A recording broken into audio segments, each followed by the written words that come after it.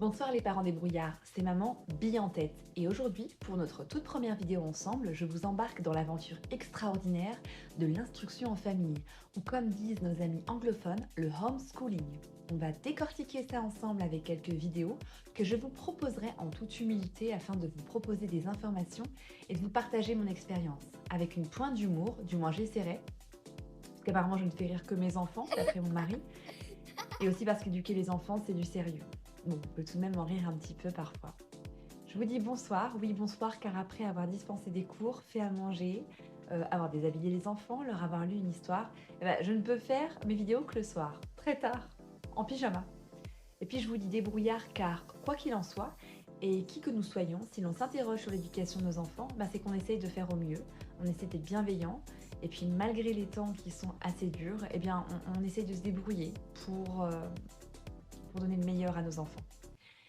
Ces vidéos ont donc une visée de partager nos expériences et d'aider certains parents qui souhaitent se lancer par envie ou par nécessité, car parfois une déscolarisation d'urgence est nécessaire afin de préserver l'intégrité de son enfant. Et cela fait beaucoup de choses à potasser avant de se lancer dans l'instruction en famille. Je pense aussi à nos amis qui débarquent en France et qui découvrent ce nouveau régime spécifique à l'instruction en famille. Point numéro 1. Qu'est-ce que l'IEF ? Alors l'IEF, l'instruction en famille, c'est un peu comme devenir le chef d'orchestre de l'éducation de nos enfants. On personnalise tout en fait selon le profil de nos petits génies, sans les étiqueter TDA, HPI, dyslexique, dyspraxique. Voilà, on ne va pas les étiqueter, on va plutôt résoudre les énigmes à la Sherlock Holmes, mais au lieu de la pipe, on a les cahiers de coloriage. On va adapter sans trouver des problèmes. On va leur proposer des choses en fonction de leur profil. Point numéro 2, oui, bouger. Bouger, je vous parle de bouger parce que mon fils, par exemple, a une mémoire kinesthésique. Donc, pour apprendre, il va tourner sur lui-même en bougeant un peu comme un ninja en combat. Et devinez quoi, il a le droit à sa petite pause après chaque atelier pour pouvoir jouer aux petites voitures. Parce que son corps est un véritable outil d'apprentissage et pas une statue de marbre. Ce qui est un peu plus compliqué à mettre en place dans un groupe classe. Point numéro 3, pas de pression et pas de comparaison. Avec l'IEF, il n'y a pas de compétition, on prend notre temps et on ne se compare pas avec son voisin. Et nos productions, c'est un peu la crème de la crème. Pas de pression, c'est un peu comme une journée au spa mais pour l'esprit. Et on répond aux interrogations de nos enfants sur le tas. Pas besoin de faire la queue comme à un concert de rock.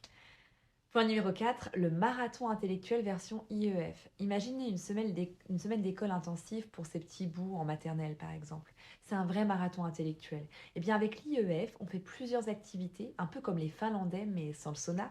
L'enfant va explorer tout ce qu'il veut. Il va pouvoir pratiquer plusieurs arts, plusieurs sports dans la semaine sans être fatigué.